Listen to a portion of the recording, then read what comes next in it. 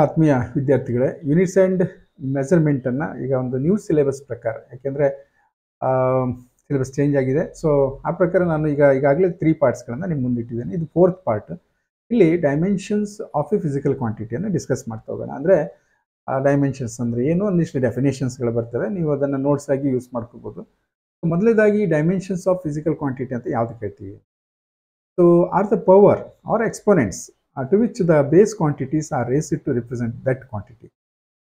ಯಾವುದೇ ಒಂದು ಫಿಸಿಕಲ್ ಕ್ವಾಂಟಿಟಿಯನ್ನು ನಾವು ತಗೊಂಡು ಅದರಲ್ಲಿ ಬೇಸ್ ಕ್ವಾಂಟಿಟಿ ಎಷ್ಟು ಪವರ್ಸಲ್ಲಿ ಇದೆ ಅಂತೇಳಿ. ಒಂದು ವಾಲ್ಯೂಮ್ ಅಂದರೆ ಅದರಲ್ಲಿ ಲೆಂತ್ 3 ಪವರ್ಸಲ್ಲಿ ಇದೆ, ಅಥವಾ ಈ ರೀತಿ ನಾವು ಬೇಸಿಕ್ ಅಂದರೆ ಫಂಡಮೆಂಟಲ್ ಎಷ್ಟು ಇದೆ ಅಂತ ನಾವು ಎಕ್ಸ್ಪೋನೆಂಟ್ನಲ್ಲಿ ಹೇಳ್ತೀವಲ್ಲ, ಅದಕ್ಕೆ ನಾವು ಅದನ್ನು ಡೈಮೆನ್ಷನ್ ಅಂತೀವಿ. ಬಟ್ ಇಲ್ಲಿ ಒಂದು ರೂಲ್ ಫಾಲೋ ಮಾಡ್ತೀವಿ ನಾವು. ಏನು ಅಂದರೆ ಒಂದು ಸ್ಕ್ವೇರ್ ಬ್ರ್ಯಾಕೆಟನ್ನು ಹಾಕಿ ಅದರ ಒಳಗಡೆ ಬರಿತೀವಿ. ಒಂದು ಪ್ರೊಸೀಜರ್, ಆ ರೀತಿ ಬರಿಬೇಕು ಅನ್ನುವಂಥದ್ದು.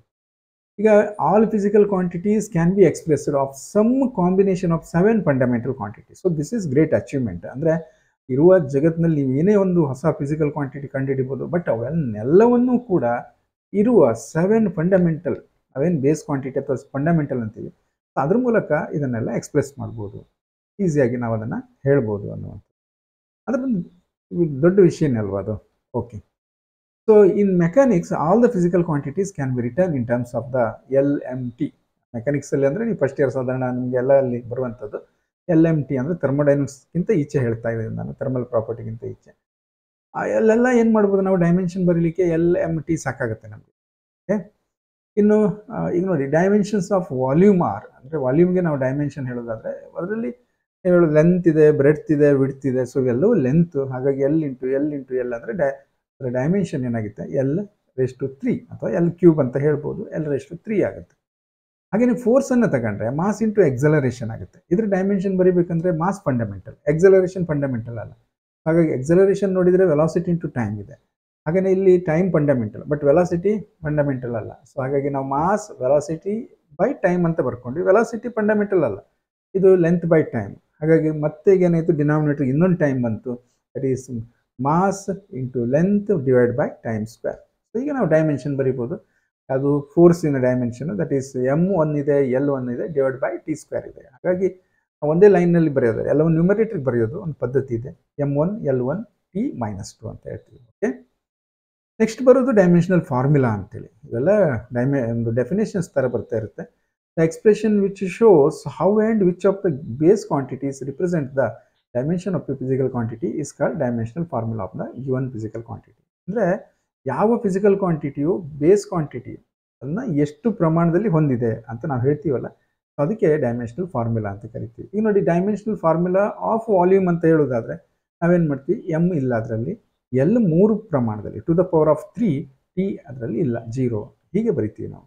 ಇನ್ನು ಡೈಮೆನ್ಷನಲ್ ಫಾರ್ಮುಲಾ ಆಫ್ ಸ್ಪೀಡ್ ಅಥವಾ ವೆಲಾಸಿಟಿ ಅಥವಾ ಎವರೇಜ್ ಸ್ಪೀಡ್ ಅಥವಾ ಇನ್ಸ್ಟಂಟೇನಿಯಸ್ ವೆಲಾಸಿಟಿ ಇವೆಲ್ಲವೂ ಒಂದೇ ಇರುತ್ತೆ, ಹಾಗೆ ಒಟ್ಟಿಗೆ ಸೇರಿದೆ ನಾನು.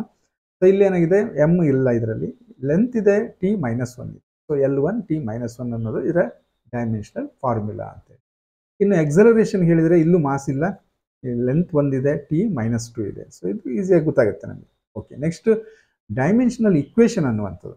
ನೋಡಿ, ವರ್ಡ್ಸ್ಗಳನ್ನು ನೆನ್ಪಿಟ್ಕೊಳ್ಳೋ ಪ್ರಯತ್ನ ಮಾಡಿ. ಸೊ ಡೈಮೆನ್ಷನಲ್ ಇಕ್ವೇಷನ್ ಅಂತ ಬಂದಾಗ an equation obtained by equating a physical quantity with its dimensional formula is called the dimensional equation. Very simple. Dimensional formula ನೋಡಿದ್ವಿ, ಅದನ್ನು ಯಾವ ಫಿಸಿಕಲ್ ಕ್ವಾಂಟಿಟಿದೋ ಅದಕ್ಕೆ ಇಕ್ವೇಟ್ ಮಾಡಿದರೆ ಅದನ್ನು ಡೈಮೆನ್ಷನಲ್ ಇಕ್ವೇಷನ್ ಅಂತ ಕರಿತೀವಿ. ಸೊ ಈಗ ಡೈಮೆನ್ಷನಲ್ ಇಕ್ವೇಷನ್ ಫಾರ್ ವಾಲ್ಯೂಮ್ ಅಂತ ಹೇಳಿದ್ರೆ ಈಗಾಗಲೇ ನೋಡ್ತಾ ಬಂದಿದ್ದೀವಲ್ಲ, ವಾಲ್ಯೂಮ್ನ ಡೈಮೆನ್ಷನ್ ಎದುರುಗಡೆ equals to M0 L3 T0 ಈ ರೀತಿ ಬರೆದ್ರೆ ಆಯಿತು. ಹಾಗೆಯೇ ಡೈಮೆನ್ಷನಲ್ ಇಕ್ವೇಷನ್ ಆಫ್ ವೆಲಾಸಿಟಿ ಅಂತ ಹೇಳಿದ್ರೆ ವೆಲಾಸಿಟಿಯ ಡೈಮೆನ್ಷನು M0 L1 T-1.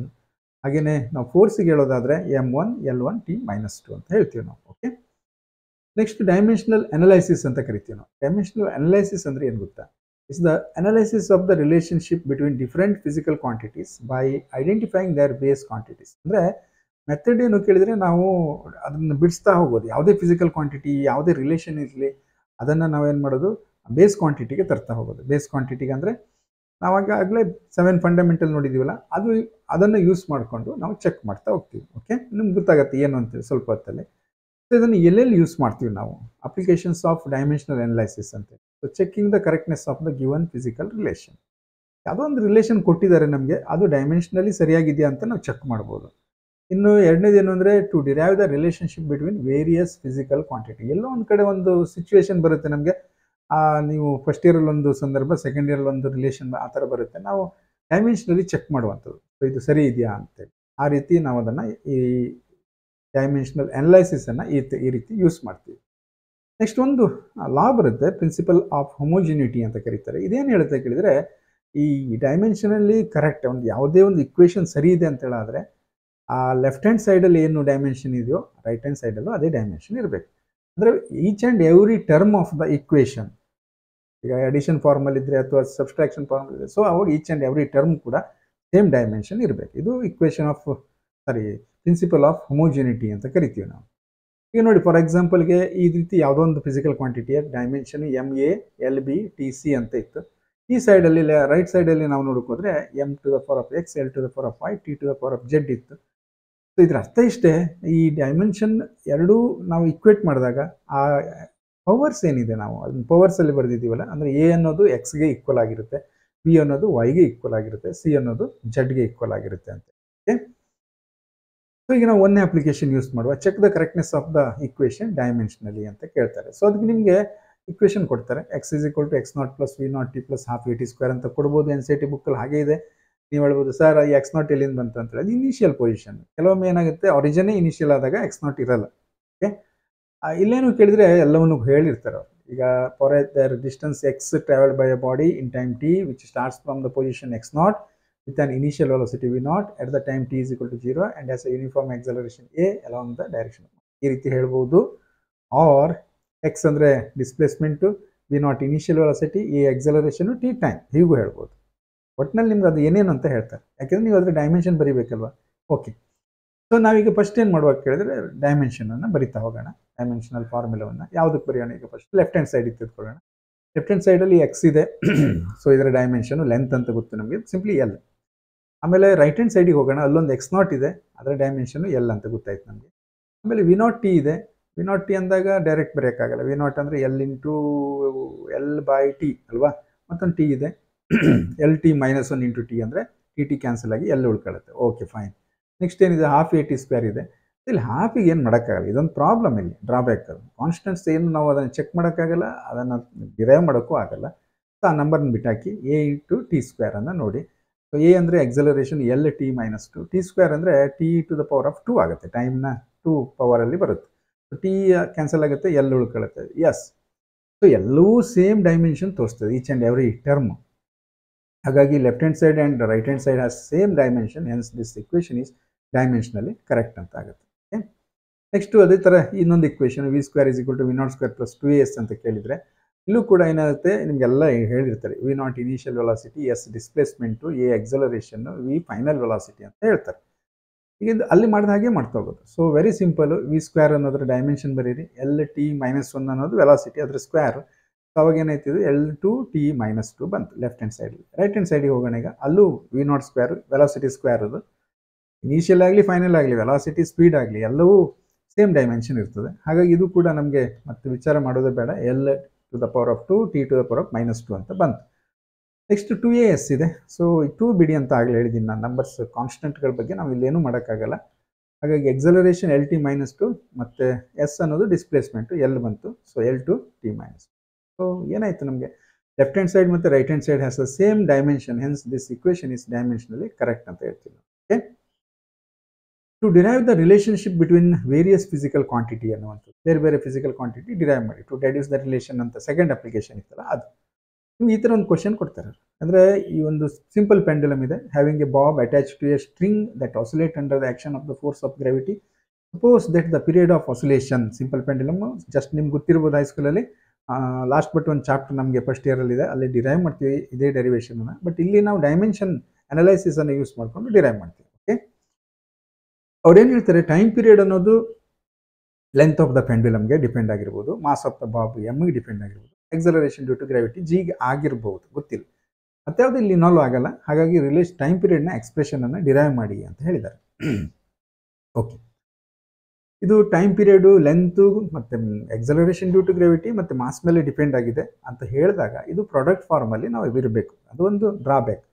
ಅಂದರೆ ಏನು ಅಪ್ಲಿಕೇಶನ್ಸ್ ಈ ಅಪ್ಲಿಕೇಶನ್ ಮಾಡಬೇಕಂದ್ರೆ ಯಾವುದೇ ಫಾರ್ಮುಲಾ ಅದು ಪ್ರಾಡಕ್ಟ್ ಫಾರ್ಮಲ್ಲಿ ಇರಬೇಕು. V plus v is equal to v not plus a t derive ಮಾಡಿ ಅಂದರೆ ಇದರಲ್ಲಿ ಮಾಡೋಕ್ಕಾಗಲ್ಲ. ಓಕೆ, ಅದಕ್ಕೆ t is proportional to l to the power of x, g to the power of y, m to the power of z. ಯಾಕೆಂದರೆ ನಮ್ಗೆ ಗೊತ್ತಿಲ್ಲ ಯಾವ್ಯಾವ formal ಇದೆ ಅಂತೇಳಿ. ಅದಕ್ಕೆ ಏನು ಮಾಡುವ, ಈಕ್ವಲ್ಸ್ ಟು ಹಾಕೊಳ್ಳೋಣ, ಒಂದು ಕಾನ್ಸ್ಟೆಂಟ್ ಸೇರಿಸ್ಕೊಳ್ಳೋಣ. ನಿಮ್ಗೆ ಗೊತ್ತಿದೆ ಡೈಮೆನ್ಷನಲ್ಲಿ ಕಾನ್ಸ್ಟೆಂಟನ್ನು ನಾವೇನು ನಮ್ಗೆ ತೊಂದರೆನೂ ಆಗಲ್ಲ, ನಮ್ಗೆ ಅದನ್ನು ಚೆಕ್ ಮಾಡೋಕ್ಕೂ ಆಗಲ್ಲ. ಸುಮ್ಮನೆ ಕಾನ್ಸ್ಟೆಂಟ್ ಕೆ ಅಂತ ಇರಲಿ, ಒಂದು ಡೈಮೆನ್ಷನ್ಲೆಸ್ ಕಾನ್ಸ್ಟೆಂಟ್ ಅದು ನಂಬರ್ ಅಂದ್ಕೊಳ್ಳೋಣ. ಆ್ಯಕ್ಚುಲಿ ಅದು 2π ಅಂತ ಬರುತ್ತೆ, ಮುಂದೆ ಗೊತ್ತಾಗುತ್ತೆ. ಸೊ ಈಗ ಡೈಮೆನ್ಷನ್ ಆನ್ ಬೋತ್ ಸೈಡ್ ನಾವು ಕನ್ಸಿಡರ್ ಮಾಡಿದ್ರೆ ಟಿ ಅಂದರೆ ಟಿ ಒಂದೇ ಇರುತ್ತೆ. ಟೈಮ್ ಪೀರಿಯಡ್ ಅಂದರೆ ಬರೀ ಟೈಮ್ ಮಾತ್ರ, ಅದರಲ್ಲಿ ಮಾಸ್ ಲೆಂತ್ ಯಾವುದೂ ಇರಲ್ಲ. ಈ ಸೈಡಲ್ಲಿ ಏನಿತ್ತು ಕೆ ಬಗ್ಗೆ ವರಿ ಮಾಡೋದು ಬೇಡ. ಎಲ್ ಅಂದರೆ ಲೆಂತ್ ಆಯಿತು, L1 ಇದೆ to the power of X.